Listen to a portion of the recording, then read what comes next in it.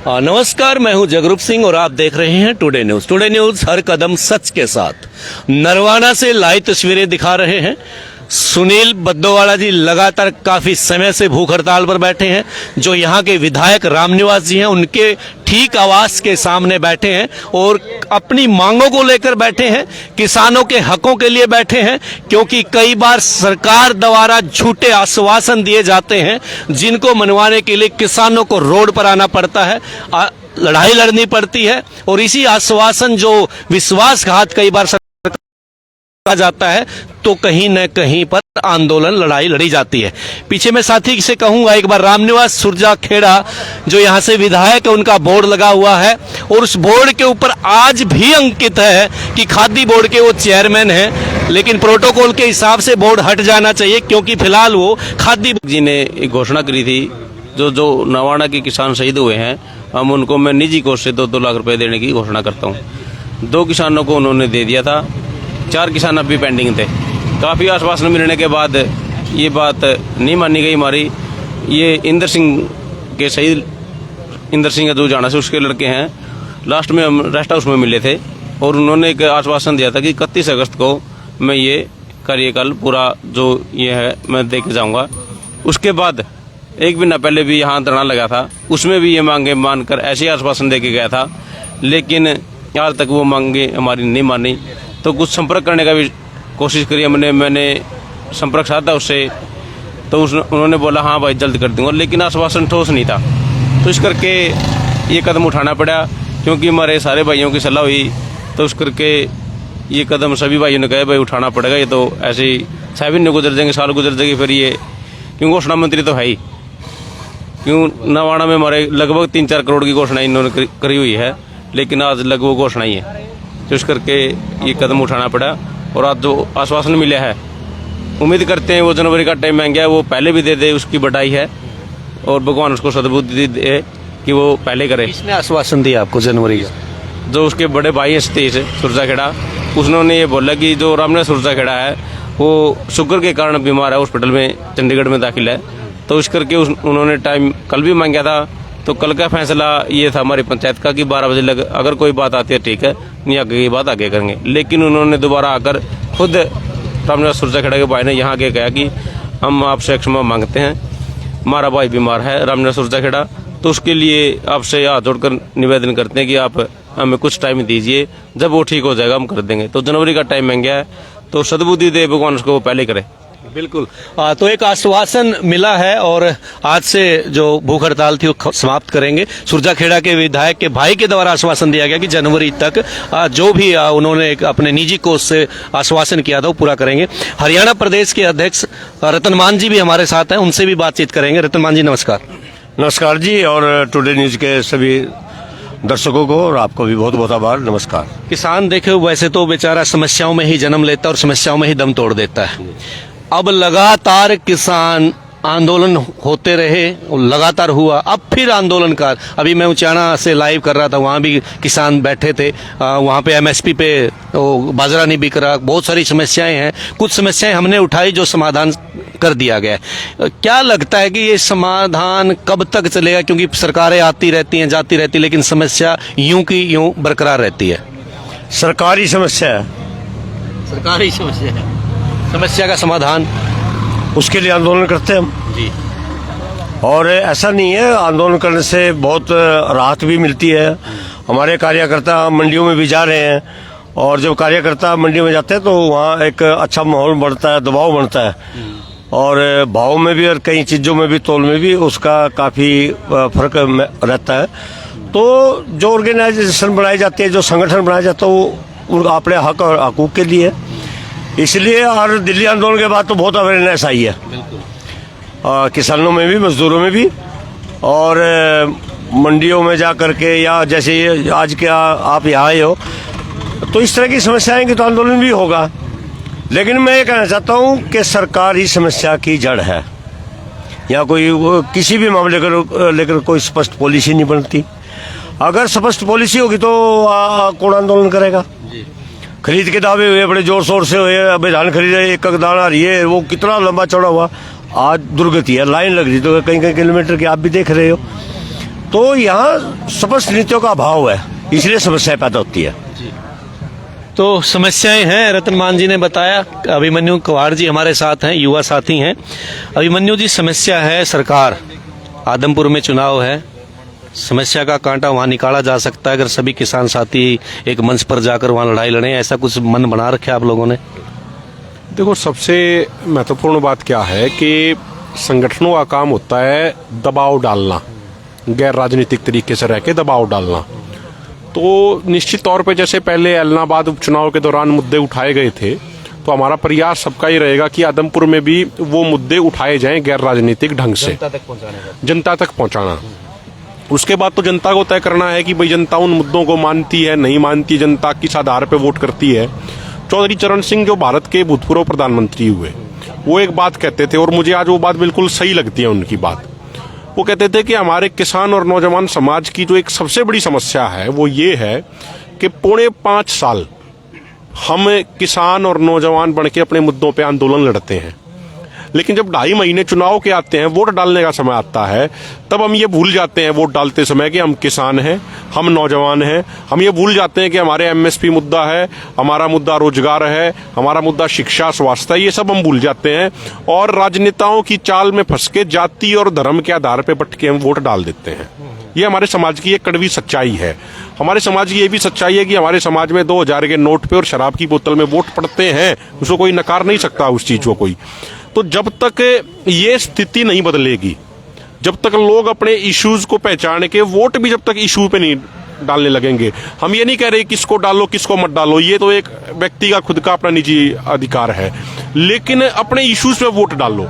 जो पार्टी रोजगार देने की बात कह के सत्ता में आई और उल्टा रोजगार खत्म कर दिए उसने, तो उसका तो विरोध होना चाहिए ना भाई। हमारी किसी ना तो पार्टी से कोई निजी दुश्मनी, ना किसी पार्टी से हमारी निजी दोस्ती, लड़ाई है वो पॉलिसीज की लड़ाई है, लड़ाई विचारों की लड़ाई है।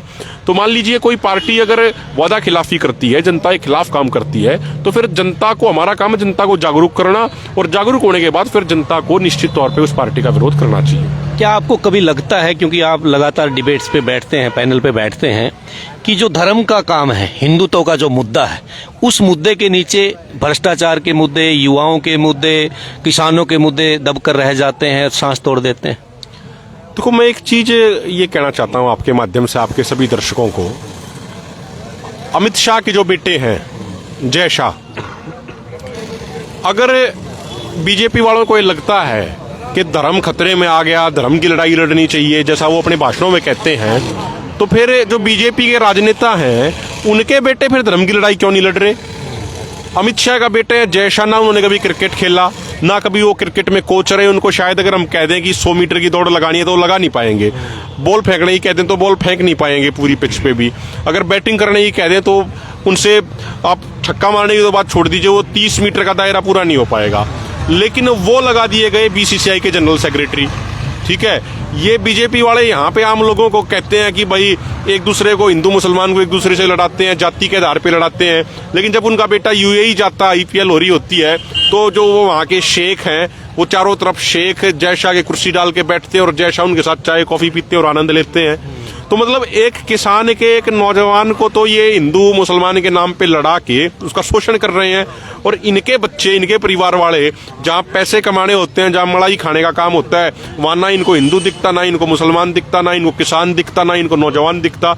अभी आप देखो, बीसीसीआई का ये नियम था, बीसीसीआई में कोई भी जनरल सेक्रेटरी या प्रेसिडेंट की पोस्ट पे 3 साल से ज्यादा नहीं रह सकता। लेकिन अब गृह मंत्री के बेटे हैं, 3 साल पूरे हो गए थे, तो बीसीसीआई में खूब कमाई होती है, अनाप शनाप कमाई होती है, तो कमाई तो बंद नहीं होनी चाहिए थी इनकी। तो कमाई जय शाह की बंद ना हो, इसीलिए सुप्रीम कोर्ट में जाके नियम ही बदल दिया कि अब 3 साल का कोई नियम ही नहीं है। तो ये बात तो आम जनता को समझनी पड़ेगी, ठीक है। हम कोशिश कर रहे हैं, मेरे से पहले आपने सुनील भाई से बात करी, मान साहब से बात करी, हमारी कोशिश है कि भाई हम लोगों को समझाएं। अगर लोग समझेंगे तो बहुत बढ़िया बात है, और अगर लोग धीरे धीरे समझेंगे तो फिर ज्यादा समय लगेगा और ज्यादा समय तक हमारी लूट होगी। अब जनता को तय करना इन चीजों को। मुझे लगता है कि एक नौजवान को आज अपने रोजगार के बारे में सोचनी चाहिए। एक किसान को अपने मुद्दों के बारे में सोचनी चाहिए और उन्हीं मुद्दों के आधार पे वोट डालना चाहिए। एक अंतिम क्वेश्चन आपसे करना चाहता हूं, जो फ्री अनाज बांटा जाता है बीपीएल्स को, किसानों के खाते में 2-2 हज़ार डाले जाते हैं, जो भी स्कीम चलती है सेंट्रल गवर्नमेंट की, ये दो चीज़ें ऐसी हैं जो कहीं ना कहीं आम आदमी को बीजेपी से जुड़ाव करती है। हम कई बार लोगों से पूछते हैं सवाल कि फ्री अनाज के लिए क्या आपने बीजेपी को वोट दिया है? कहीं ना कहीं युवाओं के भविष्य के ऊपर तलवार, घातक तलवार है, क्योंकि वो लोग पढ़ना नहीं चाहते, उनको घरों में फ्री अनाज पहुंच गया, वजीफा पहुंच गया, बहुत सारी चीज़ें ऐसी हैं जो हम नहीं ओपनली बोल सकते। आपको नहीं लगता ये दो चीज़ें हमारे सिस्टम को कमज़ोर कर रही हैं? देखो, भारत एक वेलफेयर स्टेट है। वेलफेयर स्टेट का मतलब होता है सेक्युलर कंट्री है। वेलफेयर स्टेट का मतलब होता है कि सरकार की जिम्मेदारी होती है कि हर आदमी की न्यूनतम आवश्यकताएं पूरी करें। अगर आप देखोगे, कई बार जब मैं बनारस हिंदू यूनिवर्सिटी के कई कार्यक्रमों में मैं गया, वहाँ BHU में बनारस में, तो वहाँ पे हम देखते थे कि बहुत सारे फॉरेनर्स थे, वो वहाँ घूमने आते थे। तो हम उनसे पूछते थे, मैंने कहा यार तुम 1-2 महीने यहाँ रहते हो, क्या करते हो? तो उनको उनके देशों में, यूरोप में बेरोजगारी भत्ता मिलता है कि जब उन्होंने एक मिनिमम एजुकेशन ले ली, या तो सरकार नौकरी दे, और सरकार नौकरी नहीं दे पाती तो सरकार को बेरोजगारी भत्ता देना पड़ेगा। तो मेरा ये कहना है कि ये जो एक मिनिमम जो आवश्यकताएं हैं, ये पूरी करना हर सरकार की जिम्मेदारी है। ये वोट लेने के मुद्दे नहीं बनने चाहिए। ये आप देखो, 75 साल हो गए देश को आजाद हुए, आज भी हमारे देश का एक बड़ा हिस्सा गरीबी में है। तो ये पूरे राजनीतिक सिस्टम के ऊपर एक बहुत बड़ा प्रश्न चिन्ह है। लेकिन राजनेता गरीबी को दूर नहीं करना चाहते। राजनेता लोगों को गरीब बनाए रखना चाहते हैं ताकि छोटे मोटे मुद्दों पे इनको वोट मिलती रहे। यहाँ तो अनाज के बैग पे प्रधानमंत्री, मुख्यमंत्री के फोटो चिपका दिए जाते हैं। देखो, उस किसान का कहीं जिक्र नहीं जिस किसान ने वो अनाज पैदा किया। भाई आप एक बात बताओ, जब कोविड में हमारे देश की अर्थव्यवस्था 28% श्रिंक कर गई थी, 28% खत्म हो गई थी, देश की अर्थव्यवस्था कम हो गई थी, तो उस समय एकमात्र कृषि क्षेत्र ऐसा क्षेत्र था जिसने 3.6% की पॉजिटिव दर से ग्रोथ करी थी। और जो प्रधानमंत्री जी कहते हैं ना कि भारत ऐसा देश है, भारत की सरकार ने 80 करोड़ लोगों को खाना मुहैया कराया, भाई आया कहाँ से था? वो आया तो किसान के खेत से था ना। प्रधानमंत्री तो आय दुगना करने की बात करते हैं 2022 में। 15 रुपए मान लो उदाहरण के लिए गेहूं खरीदते हैं जमींदार से, वही गेहूं वापस फ्री में बांट दी जाती है, तो आय दुगना होगी कैसे? इस चक्कर समझ नहीं आ रहा। देखो, मैंने बताया, अब जैसे जनता से सरकार टैक्स का पैसा लेती है, तो जो सरकार गरीब लोगों को जो अनाज मुहैया करा रही है, वो सरकार के कोष से जाना चाहिए वो पैसा।